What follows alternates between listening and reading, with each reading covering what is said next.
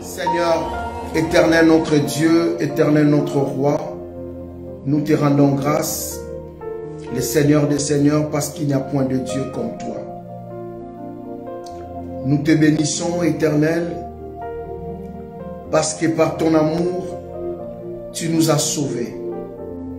Par ton amour éternel, tu nous as envoyé Jésus comme notre Seigneur et Sauveur. Et sur la croix, tu t'es donné comme une offrande. Et Seigneur éternel, notre Dieu, voilà pourquoi nous sommes là encore aujourd'hui, Père éternel, pour célébrer ta victoire sur la croix.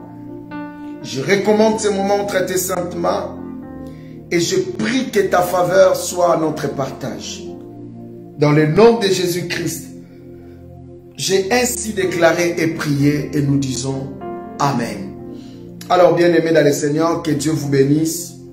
Je sais que c'est une grâce que Dieu nous a donnée de nous retrouver encore aujourd'hui.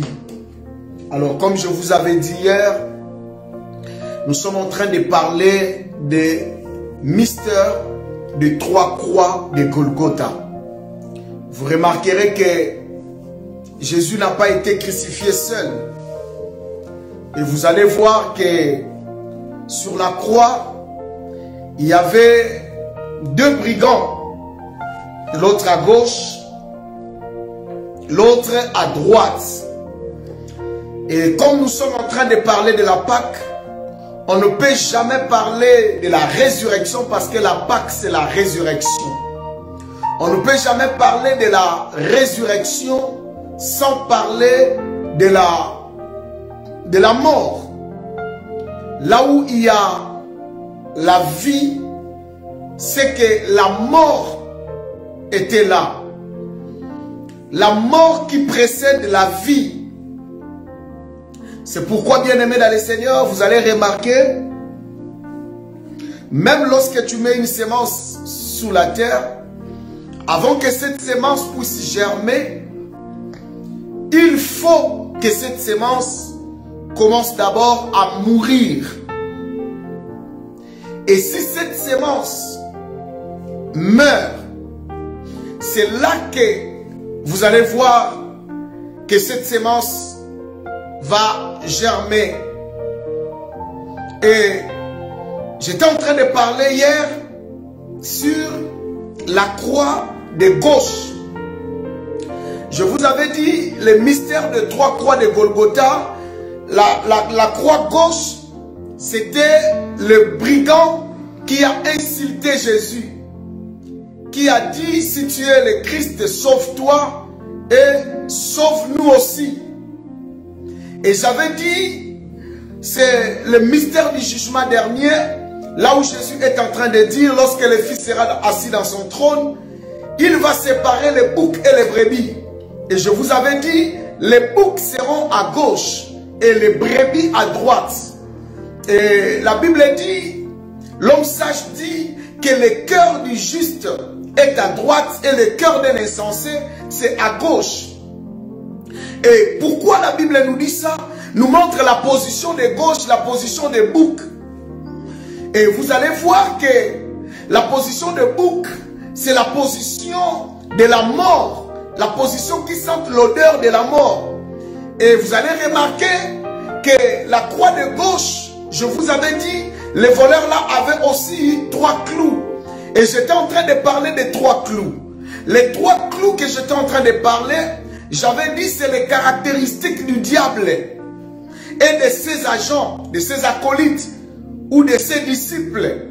J'avais dit que les trois clous de cette croix, la croix de gauche, c'est de l'orgueil, c'est le mensonge et c'est de l'incrédulité. Et ces trois caractéristiques, c'est les choses que nous sommes en train de voir dans la vie du diable et dans la vie de ses acolytes. Et aujourd'hui, bien aimé, je vais continuer.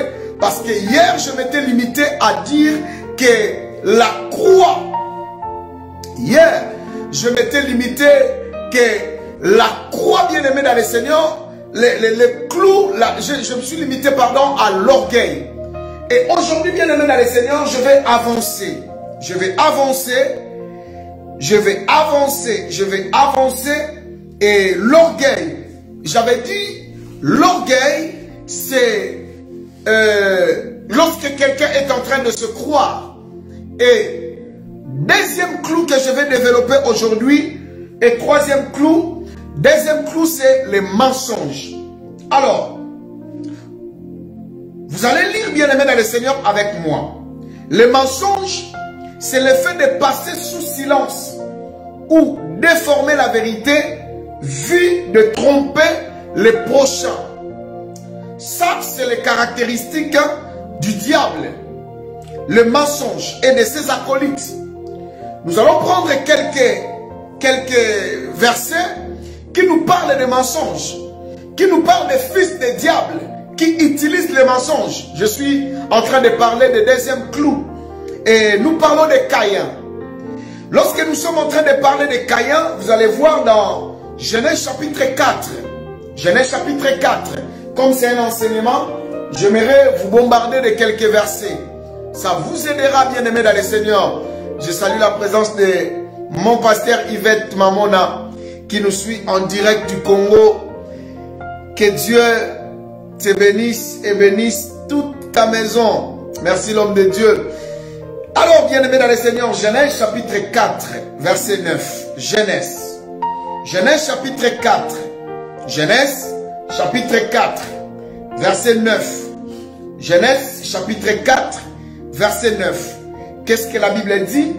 La Bible dit, bien aimé dans le Seigneur, l'Éternel dit à Caïn, où es-tu? Où est ton frère Abel, pardon? Il répondit, je ne sais pas. Suis-je le gardien de mon frère? Ici, nous sommes en train de voir déjà les mensonges. Et les mensonges a commencé chez le diable dans Genèse chapitre 3. Là où vous allez voir, bien aimé dans le Seigneur, que le diable est venu sous forme de serpent en disant à la femme, est-ce que Dieu avait-il réellement dit? Est-ce que Dieu avait-il réellement dit? Dieu a-t-il réellement dit? C'est ça notre problème aujourd'hui. Lorsque quelqu'un vient pour tromper, il vient avec des questions pour te mettre en doute. Et ici, bien aimé, vous allez remarquer que Dieu pose la question à Caïn, où est ton frère? Mais Caïn dit à Dieu que je ne sais pas. Pendant qu'il vient déjà de tuer son frère, il savait qu'il a déjà enterré son frère. Il savait que le corps de son frère était déjà sous la terre. Il savait que le sang d'Abel criait déjà. Mais il a menti à Dieu en disant, je ne sais pas. Et vous allez voir, bien aimé dans le Seigneur, que les mensonges est le deuxième clou. Et lorsque vous lisez encore, deuxième exemple, l'exemple de Samson, lorsque vous lisez dans Juge chapitre 16, verset 10, il y a tant d'exemples, bien aimés dans le Seigneur, dans la Bible, mais je n'aimerais pas citer tout. Alors, dans le livre de Juge chapitre 16, verset 10, Juge chapitre 16, verset 10, lorsque vous lisez, vous allez voir que Delilah est en train de tromper Samson en lui disant, dis-moi, quel est le secret de ta force? En fait, elle voulait savoir le secret pour savoir comment détruire la vie de Samson. Mais Samson, il était ignorant. Il a ouvert son cœur.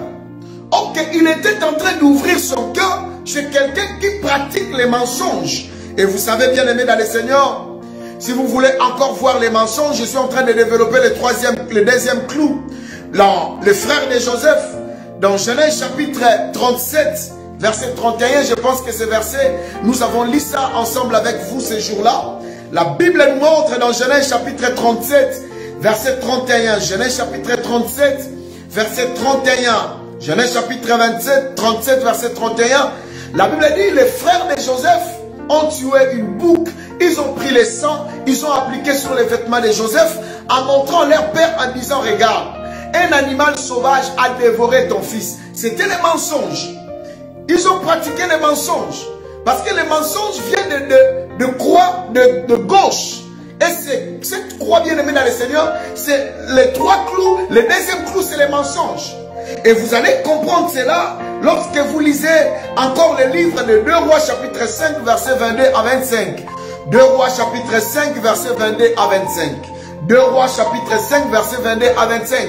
Lisez l'histoire de Géasi, fils de prophète. Quelqu'un qui était disciple d'un prophète, qui travaillait avec un prophète. Mais lorsque Naaman est venu, la Bible dit, bien aimé dans le Seigneur, Élisée le prophète n'a pas pu prendre, n'a pas voulu prendre les présents, les richesses, disons les offrandes que cet homme avait apportées. Mais son serviteur Géasi est allé dire à cet homme, écoute, moi je connais mon père spirituel. Il a dit que donne-moi les offrandes. Nous venons de recevoir deux serviteurs et on a besoin des habits de réchange. Et vous allez voir que cet homme avait menti. Et bien aimé, il y a tant d'exemples. Je ne vais pas vous donner plus. Dans Psaume chapitre 52 verset 5. Dans Psaume chapitre 107 verset 7. Dans Psaume chapitre 119 verset 104. Et dans Proverbe chapitre 6 verset 19. Bien aimé, je vous cite que des versets. Pardon, ceux qui ont la rapidité peuvent reproduire ça. Je reprends Psaume 52, 5. Psaume 107, 7. Psaume 119, 104. Et Proverbe 6, 19. Ici, nous sommes en train de voir sur les mensonges. Vous savez, la Bible nous dit, dans Jean chapitre 8, verset 44, la Bible nous montre quelque chose important, bien aimé dans le Seigneur. Dans Jean chapitre 8, verset 44, j'aimerais qu'on puisse lire Jean. Je vous avais dit, c'est un enseignement. Il faut que je vous montre noir sur blanc. Il faut que je dévore la parole de Dieu pour que chacun de nous puisse comprendre. C'est important. Je suis dans le livre de Jean, chapitre 8, verset 44. Jean chapitre 8, verset 44. La Bible dit, vous avez pour les pères le diable, et vous voulez accomplir les désirs de votre père.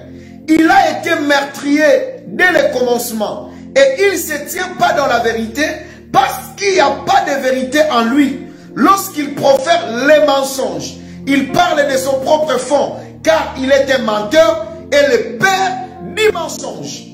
Vous allez voir que bien aimé dans le Seigneur, que le père du mensonge, c'est le diable. Et vous allez remarquer que toute personne qui vient avec les mensonges, il est le fils, il est l'enfant du diable. C'est pas moi qui le dis. Parce que lorsque le père du mensonge, c'est le diable, c'est que toute personne qui pratique les mensonges est du côté gauche, parce qu'il est en train d'utiliser le deuxième clou, c'est les mensonges. Voilà pourquoi aujourd'hui, les gens n'ont pas peur à mentir. Les chrétiens n'ont pas peur à mentir. Il y a des gens bien aimés dans le Seigneur qui mentent même pour la vie des autres, qui disent de faux témoignages pour la vie des autres, qui sont en train de tromper la vie des autres, qui sont en train de mentir pour la vie des autres. Et vous savez bien aimés dans le Seigneur, leur père, la Bible dit, c'est le diable. Leur père, parce que c'est le diable qui est le père du mensonge. Lorsque tu utilises le commérage, tu vas aller dire par-ci, par-là, telle personne a dit pendant que tu sais que ce n'est pas vrai. Lorsque tu utilises les mensonges d'une manière ou d'une autre, cela montre que ton père, c'est le diable.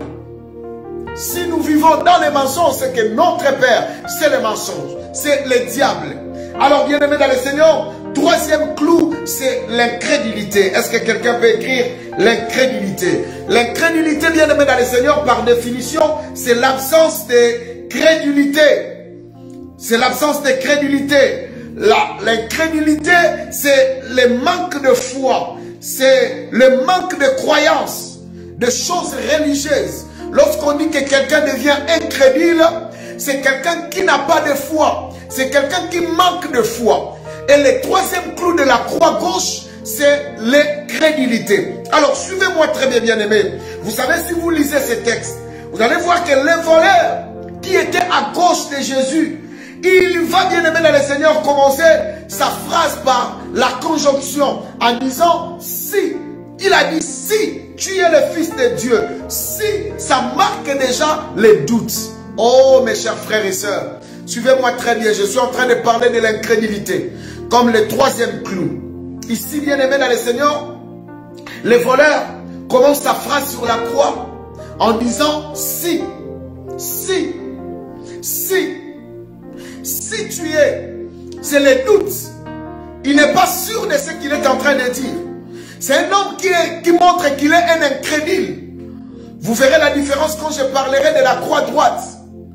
C'était l'incrédule, bien un incrédule tout fait. C'était quelqu'un qui manquait de foi.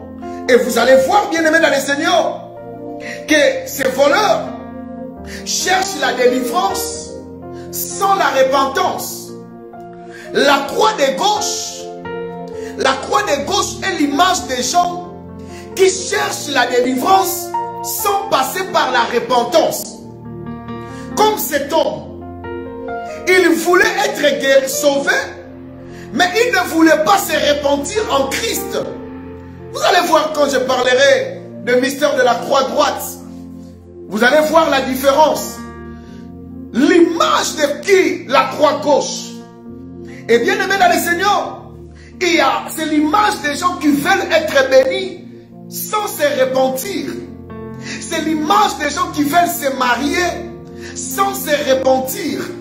C'est l'image des gens qui veulent que leur vie soit stable sans se repentir.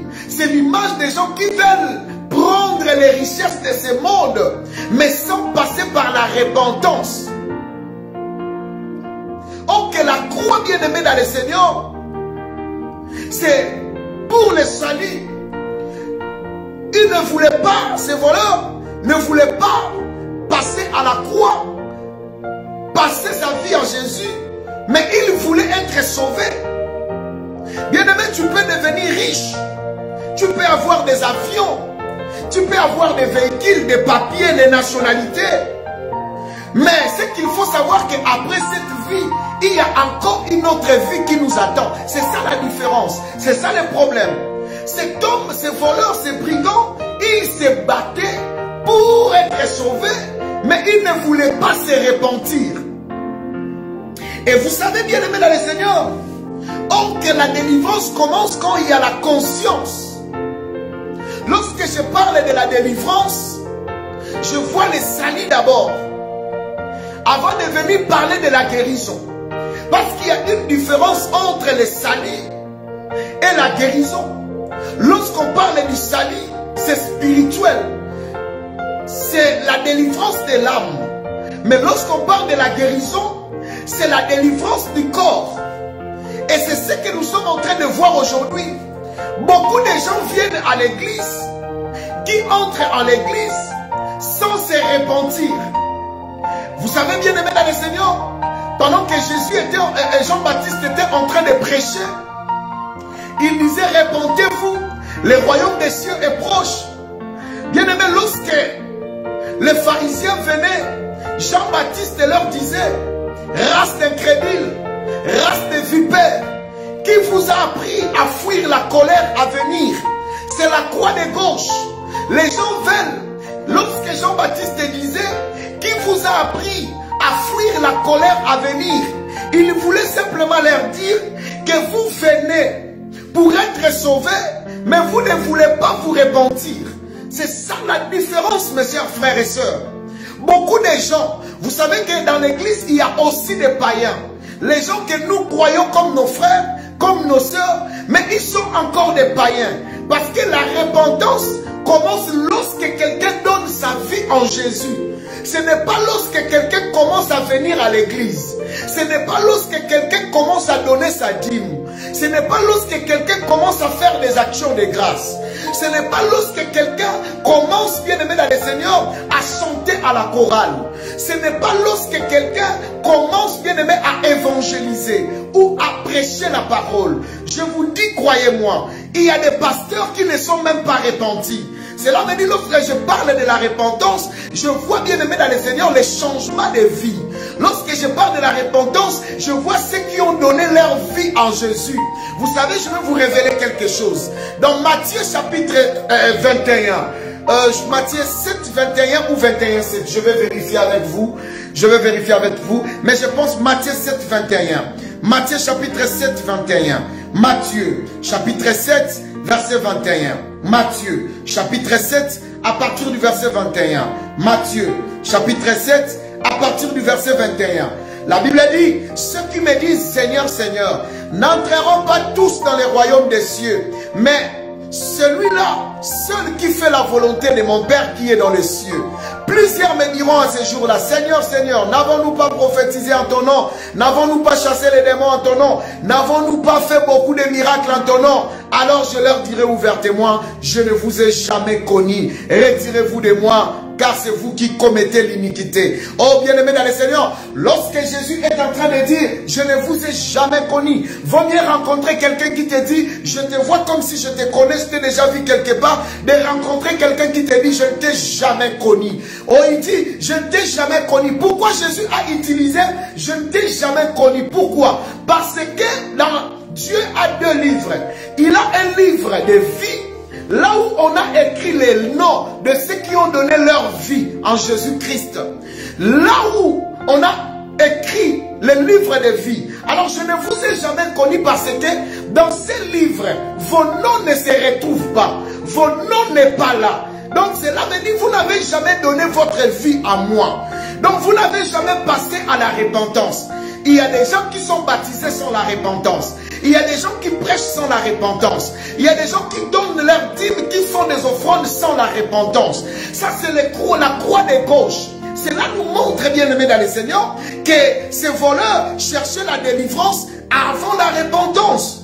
Or la vraie délivrance commence par la conscience. Comme je viens de vous dire, parlons un peu de la délivrance, de la repentance, bien aimé dans le Seigneur. Vous savez, la repentance est la douleur qu'on éprouve de ses péchés. C'est ça, la repentance. Lorsqu'on parle de la repentance, c'est la douleur qu'on éprouve dans ses péchés. Et la repentance, bien aimé dans le Seigneur, entraîne un changement d'attitude qu'on appelle la conversion. Lorsque quelqu'un se répand, il a la douleur de ses péchés, c'est là où ça va pousser l'homme à la conversion. Lorsqu'on parle de la conversion, bien aimé dans le Seigneur, c'est le changement de vie. C'est le changement de vie. Vous savez, mes chers frères et sœurs, la repentance consiste à revenir, à retourner à Dieu. À revenir, à retourner à Dieu. Si vous lisez, bien aimé dans le Seigneur, dans Deutéronome, j'aimerais qu'on le lise comme c'est l'enseignement très important. J'aimerais vraiment qu'on le lise. Deutéronome chapitre 4. Deutéronome chapitre 4.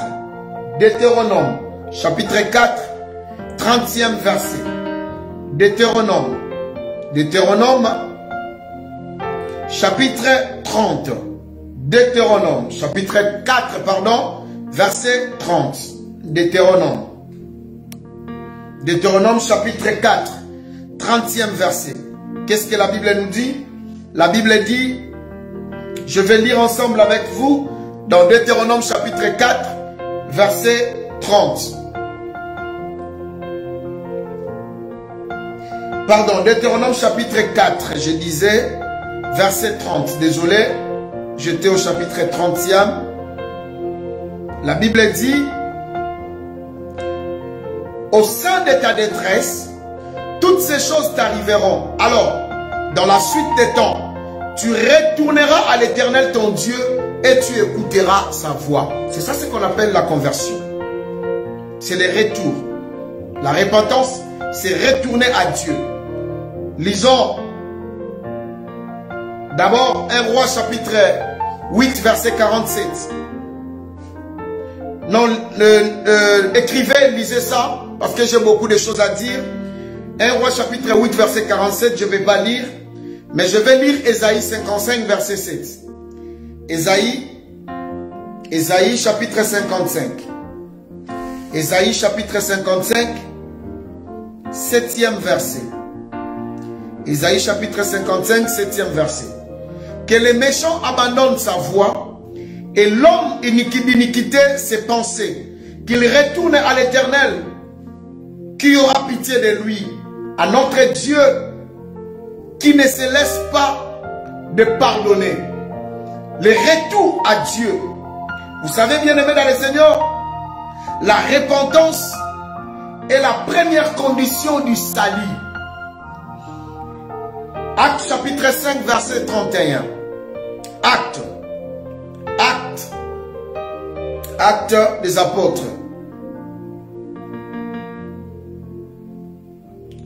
Acte des apôtres, chapitre 5, verset 31. Je lis au nom du Seigneur Jésus-Christ. Dieu l'a élevé par sa droite comme prince et sauveur pour donner à Israël la repentance et le pardon du péché. Toujours dans Actes des apôtres, chapitre 17. Je viens expliquer. Chapitre 17, 30e verset.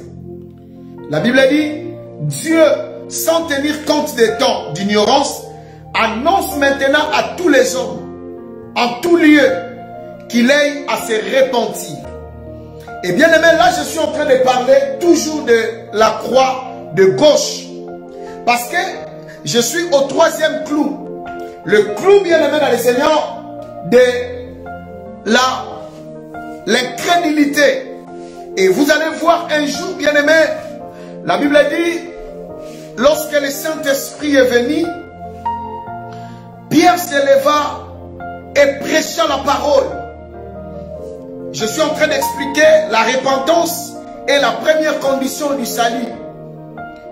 Et lorsque Pierre a prêché, la Bible dit, les gens qui ont écouté la parole, ils eurent le cœur vivement touché, la Bible dit. Et ils ont demandé aux apôtres, que devons-nous faire? Que devons-nous faire? La Bible dit, bien aimé, l'apôtre Pierre a dit, repentez-vous. La repentance, ça doit venir avant toute chose. Avant le mariage, avant le bonheur, avant le succès, avant toute chose que l'homme a besoin. Toute chose que nous cherchons. Voilà pourquoi Jésus a dit, cherchez premièrement le royaume des cieux et la justice de Dieu. Et tout ce qui reste vous sera donné. Tout ce qui reste là, c'est ce que les gens se battent. Malheureusement, aujourd'hui, nous nous battons, bien aimés dans le Seigneur, pour des choses qui ne sont pas prioritaires. Nous nous battons, bien aimés, pour des choses qui ne sont pas prioritaires. Malheureusement, bien aimés, les gens veulent à tout prix prendre. Mais les gens oublient de se repentir. Voilà pourquoi à l'église jusqu'aujourd'hui, on a des frères bizarres, on a des sœurs bizarres. Parce que beaucoup de gens sont venus à l'église sans la repentance. Beaucoup de gens sont entrés à l'église sans la repentance. Beaucoup de gens, beaucoup de vies bien-aimées dans le Seigneur. Oui, nous disons que l'église, c'est un endroit où nous venons pour se repentir. Parce que Jésus a dit, venez tel que vous êtes. Oui, c'est vrai. Mais tel que nous sommes, lorsque nous venons à Jésus, cela veut dire, il nous accepte au début tel que nous sommes. Mais après plusieurs années, nos vies doivent se transformer. Voilà pourquoi dans 2 Corinthiens chapitre... écoutez ce verset, m'a échappé. 2 Corinthiens, si quelqu'un est en Christ, dès combien? Si quelqu'un est en Christ, cherchez-moi cela s'il vous plaît. Il est devenu une nouvelle créature. La version originale dit, il est en train de venir. Cela veut dire la transformation est un processus. 2 Corinthiens, bien-aimés dans le Seigneur, le dit. Si quelqu'un est en Christ, il est devenu une nouvelle créature. Il veut dire, voici les choses anciennes sont passées. Voici toutes choses sont devenues nouvelles. Mais comment les enfants de Dieu aujourd'hui veulent d'abord prendre ce dont Dieu va leur donner comme des bénéfices, comme des matabis, comme des cadeaux. Les gens préfèrent d'abord les cadeaux que la récompense, que le salut, que la repentance, oh, que la croix nous apporte le salut, la croix nous apporte la repentance, la croix nous apporte le changement. Et bien aimé dans le Seigneur, lorsque quelqu'un préfère gagner d'abord le monde, il est le voleur de la croix qui cherche la délivrance avant. Merci pasteur Stéphane. C'est 2 Corinthiens chapitre 5 verset 17. 2 Corinthiens 5 17. La Bible dit, si quelqu'un est en Christ, si quelqu'un est en Christ, il est devenu une nouvelle créature. Voici les choses anciennes sont passées. C'est ça le principe de la repentance, le principe du salut. Il faut que nos vies changent. Il ne faut pas précipiter à avoir tout bien aimé dans le Seigneur. Écoutez mes chers frères et sœurs, il y a beaucoup de gens, vous allez au resto. Bon là ça n'engage que moi. Peut-être toi tu ne peux pas dire cette vérité, seulement le pasteur Israël qui doit dire cette vérité. Peut-être toi je sais que toi tu n'es pas comme ça. Toi tu n'es pas comme ça. Mais le pasteur Israël est comme ça. Vous savez, moi je n'arrive pas. Vous allez quelque part, on vous met d'abord l'entrée. Vous mangez d'abord l'entrée. Après on vous apporte les repas. Après on vous apporte les desserts. Vous savez, moi je n'arrive pas. J'aime pas l'entrée là. Moi j'aime directement sortir. J'aime pas l'entrée. Je préfère directement manger. Je sais pas si toi tu n'es pas comme ça, là c'est toi. Mais moi, je préfère pas les entrées là. Je ne suis pas grandi avec les entrées. Peut-être toi, tu es grandi avec les entrées. Tu as grandi avec les entrées, là c'est bien. Mais moi, je ne suis pas grandi avec les entrées. Moi j'aime quand on va dans un resto. Alors, je n'ai pas besoin de l'entrée. J'ai seulement besoin de sortir. Directement. Ok, bien aimé, il faut prendre l'entrée d'abord avant d'aller au repas. Maintenant, les chrétiens d'aujourd'hui, ils sont des chrétiens qui veulent directement les repas. Ok, avant les repas, il faut prendre d'abord l'entrée. Et quand tu prends l'entrée, attention, il ne faut pas faire comme ces frères-là.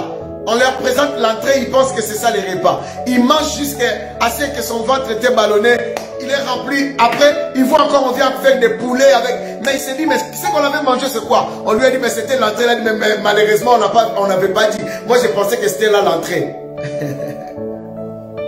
Non. Nous devons d'abord prendre, bénéficier du salut, de la repentance. Beaucoup de gens sont à l'église, n'ont jamais donné la vie à Jésus. Certaines personnes peuvent dire, mais pasteur, comment? Oui, il y a quelqu'un qui était malade. On lui a dit que venez, je vais vous amener chez notre pasteur. Notre pasteur a le don de guérison. Il va prier Dieu et vous serez guéris. Et la personne vient à l'église, il vient et il trouve aussi sa guérison. Lorsqu'il trouve sa guérison, et le pasteur laisse la personne à l'église.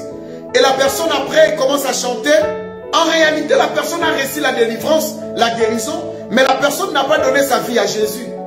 Voilà pourquoi quand j'ai le cas de délivrance, la première chose, je vérifie d'abord si la personne a donné sa vie réellement à Christ. Si la personne a donné sa vie réellement à Dieu. Parce que tu peux rater le ciel tout en ayant riche sur la terre.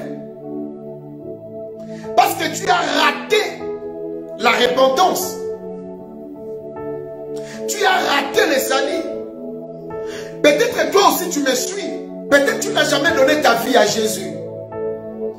Ok, pour donner sa vie à Jésus, écoutez-moi très bien, j'aimerais expliquer. J'aimerais que tu sois sincère avec moi aujourd'hui. Parce que peut-être c'est ça ton problème. Tu rates beaucoup de choses. Et tu ne bénéficies pas de beaucoup de choses. Parce que tu n'as jamais donné ta vie à Christ. Tu n'as jamais donné ta vie à Dieu bien-aimé dans le Seigneur. Et vous savez mes chers frères et sœurs, il y a des gens qui sont venus à l'église. Il est venu pour la guérison, pour la délivrance. Il est resté à l'église, mais la personne en réalité, mes chers frères et sœurs, il n'a pas donné sa vie à Jésus. Quelqu'un qui est en train de me suivre, il peut me poser la question, mais pasteur, Comment donner la vie à Jésus? Écoutez, il y a un moyen de donner la vie à Jésus, d'être sûr. Beaucoup de gens, lorsque le pasteur vient à l'église, il dit, ceux qui n'ont jamais donné leur vie en Christ viennent, ils passent. L'autre pasteur vient, il passe. L'autre pasteur vient, il passe. Non. On reçoit Jésus une seule fois. Pas 2 fois, pas 3 fois. Une seule fois. Et quelqu'un peut me dire, mais pasteur, comment on reçoit Jésus? Comment on reçoit Jésus? Pour recevoir Jésus, bien-aimé dans le Seigneur, la Bible nous montre le processus. La Bible nous montre la procédure. La Bible dit dans Jean chapitre 1 verset 12, car Dieu a tant aimé le monde. Non, là c'est Jean 3,16, pardon. Car Dieu a tant aimé le monde, il a donné son Fils unique, afin que quiconque croit en lui ne périsse point, mais qu'il ait la vie éternelle. Pourquoi Dieu a aimé le monde? Pourquoi Dieu a donné Jésus? Parce que dès le jardin d'Éden, l'homme a mangé les fruits défendus par Dieu et le péché est entré dans le monde. Et quand le péché est entré dans le monde, l'homme s'est séparé de Dieu. C'était comme ça. L'homme et Dieu. L'homme pouvait venir là où il y a Dieu facilement. Et Dieu pouvait atteindre l'homme facilement. Et quand le péché est venu, bien aimé dans le Seigneur, il y a eu la séparation avec Dieu.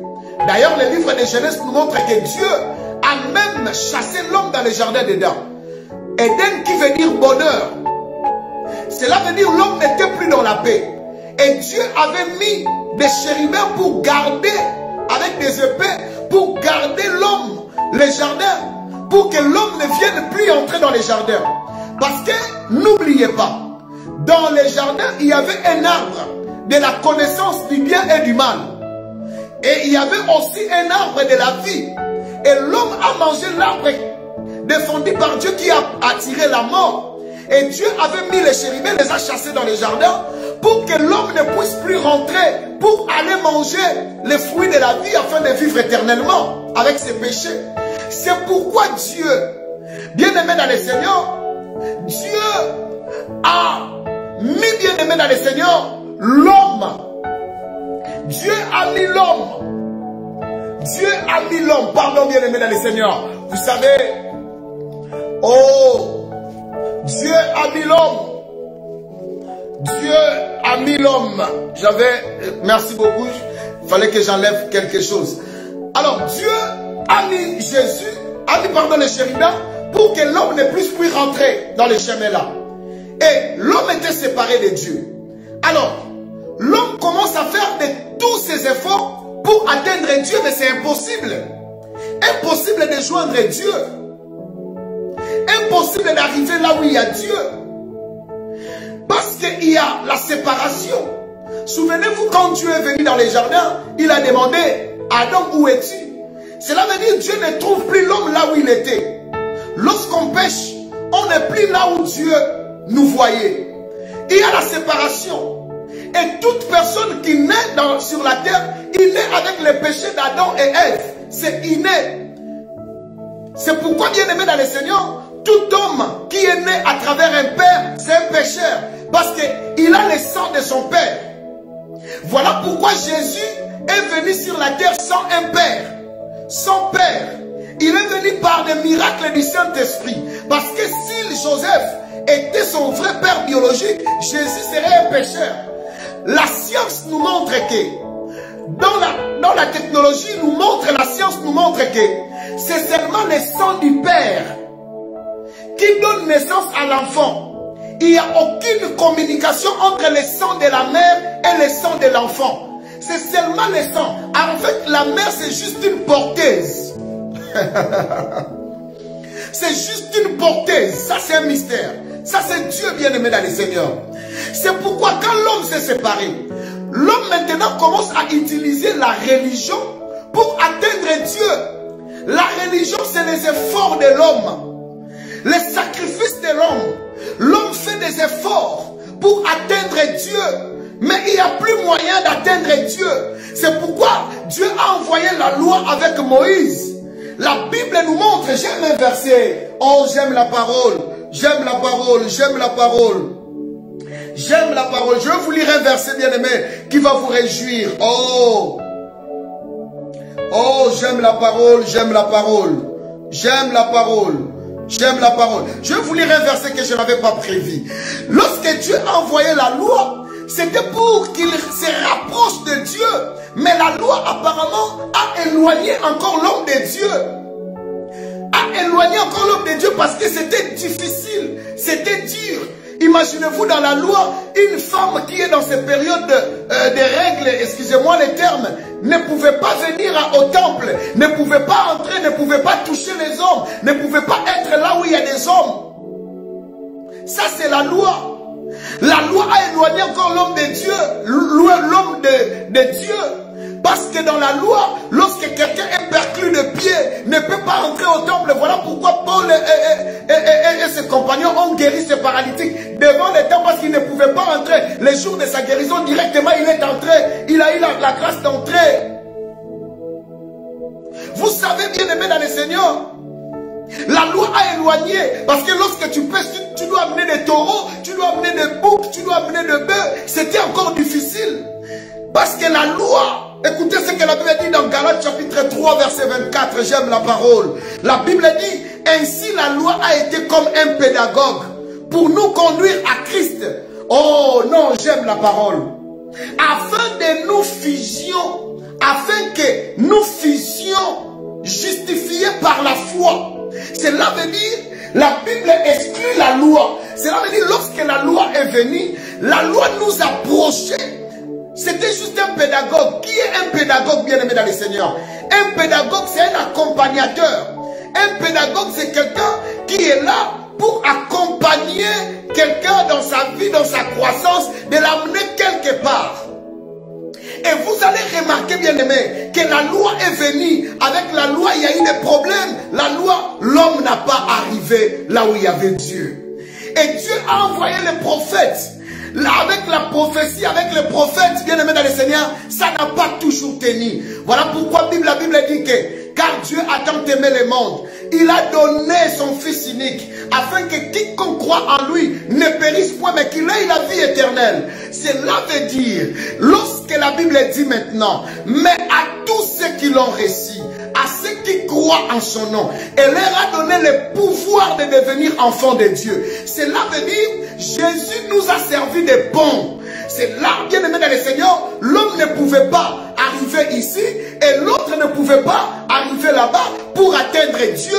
Alors, maintenant, lorsque Jésus est venu, il est venu comme un pont bien aimé dans le Seigneur. Regardez, voilà, j'ai mis la tablette pour te faire comprendre. Cela veut dire, Jésus est le pont. Lorsque quelqu'un est ici, il est dans le péché. Il veut voir Dieu, Dieu est saint. Il ne pouvait pas voir Dieu. Voilà pourquoi, tant que Dieu est saint, il fallait que le sang de bouc ne suffisait pas. Et Jésus est venu en train pour nous servir de pont, pour traverser de l'autre côté. Alors maintenant, comment faire pour que ce pont te traverse de l'autre côté? Comment faire pour recevoir Jésus? Et bien aimé dans le Seigneur, c'est là où bien aimé, lorsque vous lisez la parole de Dieu, vous remarquerez que la Bible dit dans le livre de Romains chapitre 10 verset 9. Dans le livre de Romains chapitre 10 verset 9, la Bible dit, bien aimé dans le Seigneur, c'est en croyant du cœur qu'on parvient au salut. J'aimerais lire ça avec vous, bien aimé dans le Seigneur. J'aimerais lire ça pour clôturer avec vous. Oh, bien aimé dans le Seigneur, Romains chapitre 10 verset 9. Romains chapitre 10. Romains chapitre 10 verset 9. Beaucoup de gens sont à l'église, n'ont jamais donné la vie à Jésus-Christ. Si aujourd'hui Jésus venait, ils ne vont pas entrer au ciel. Parler en langue, ce n'est pas synonyme de recevoir Jésus, ce sont des dons spirituels. Ce sont des cadeaux bien aimés dans le Seigneur. Avoir le mariage, ce n'est pas donner sa vie à Jésus. Prêcher, ce n'est pas donner sa vie à Jésus. Voilà pourquoi l'apôtre Paul dit que je crains après avoir prêché l'évangile, que les derniers jours Dieu me dit que je ne vous ai jamais connu. Écoutez, la Bible dit, bien aimé dans le Seigneur, si tu confesses de ta bouche le Seigneur Jésus, si tu crois dans ton cœur que Dieu l'a ressuscité des morts, tu seras sauvé. Verset 10. Car c'est en croyant du cœur qu'on parvient à la justice. Et c'est en confessant de la bouche qu'on parvient au salut, selon ce que dit l'Écriture. Oh, bien-aimé dans le Seigneur, selon ce que dit l'Écriture, verset 11. Quiconque croit en lui ne sera point confus. Écoutez-moi très bien, bien-aimé dans le Seigneur. C'est ici que je vais clôturer. La Bible dit c'est en confessant de la bouche qu'on parvient au salut. Si tu viens à l'église, depuis que tu as commencé à prier, si tu n'as pas jamais encore fait cette prière cette courte prière que je vais parler maintenant, sache-le très bien, même si tu fais quoi, tu n'as jamais donné ta vie à Jésus. Tu restes toujours un pécheur. Écoutez ce que la Bible dit, bien-aimé dans le Seigneur. Si tu n'as pas confessé, c'est en confessant de la bouche. C'est en faisant cette prière. Seigneur Jésus, je viens à toi. J'ouvre mon cœur. Je suis un pécheur. Je conduis ma vie moi-même. Et aujourd'hui, je donne ma vie à toi. Seigneur Jésus, conduis-moi. Je te reçois comme Seigneur et Sauveur. Cela prouve et confirme, bien-aimé dans le Seigneur, que tu as accepté Jésus. C'est cette déclaration de foi. C'est cette déclaration de foi, bien-aimé dans le Seigneur, qui fait que nous puissions recevoir Jésus dans notre vie. Si tu n'as pas encore fait cette prière, tu n'as jamais crié en Jésus, même si tu prêches, même si tu prophétises, même si tu fais quoi, même si tu chantes à la chorale, même si tu donnes tes offrandes, la dîme, même si tu respectes tout, tu viens à l'église, tu ne manques pas dans les programmes, même si tu es en direct, sache-le très bien que si aujourd'hui Jésus venait, tu n'entreras pas. Le visa, c'est d'ouvrir son cœur, c'est la repentance, de donner sa vie à Jésus. Le mariage viendra. La sécurité viendra. La paix viendra. Le titre de séjour viendra. Mais as-tu donné ta vie à Jésus? Si tu as déjà donné ta vie à Jésus, cela veut dire que tu as déjà donné ton cœur à Jésus. C'est que les choses-là peuvent venir à tout moment. Ne t'inquiète pas, parce que le sang de Jésus nous a justifiés. As-tu déjà donné ta vie à Jésus? As-tu déjà fait cette prière? As-tu déjà accepté Jésus comme Seigneur et Sauveur? Je viens aujourd'hui, bien-aimé dans le Seigneur, t'enlever à la croix de gauche et de te dire, bien-aimé dans le Seigneur, si tu n'as pas encore donné ta vie à Jésus, voilà aujourd'hui l'opportunité est là. Jésus t'aime. Dieu l'a envoyé, nous sommes dans la semaine de Pâques, nous sommes en train de commémorer la mort et sa résurrection. Il est mort, il a été frappé pour nos péchés. Il a été frappé pour tout le mal que nous faisons. Et il est amour. Il vient pour nous pardonner. Le Jésus. Il vient pour nous pardonner. Aujourd'hui, bien-aimé dans le Seigneur, Jésus est amour. Peut-être tu es dans la magie. Peut-être tu es dans la sorcellerie. Peut-être tu es dans les vols. Peut-être tu es dans les péchés. Aujourd'hui, Jésus t'appelle. As-tu déjà donné ta vie à Jésus? Ne te dis pas que 5 ans je suis à l'église, 10 ans ça ne veut rien dire. As-tu déjà donné ta vie? Si aujourd'hui Jésus venait, est-ce que tu iras? Je t'en prie d'incliner ta tête. Je vais t'aider à accepter Jésus. Là où tu es, si tu consens que tu n'as jamais donné ta vie à Jésus, pose simplement ta main droite sur ta poitrine. Et fais cette prière après moi. Fais ça vraiment comme si cela venait de toi. Dis après moi, Seigneur Jésus, je viens à toi. Seigneur Jésus, je donne ma vie à toi. Je suis un pécheur. Je conduis ma vie seule dans le péché. Aujourd'hui, je me répands. Je donne ma vie à toi. Je t'accepte comme Seigneur et Sauveur. J'ouvre mon cœur, Seigneur.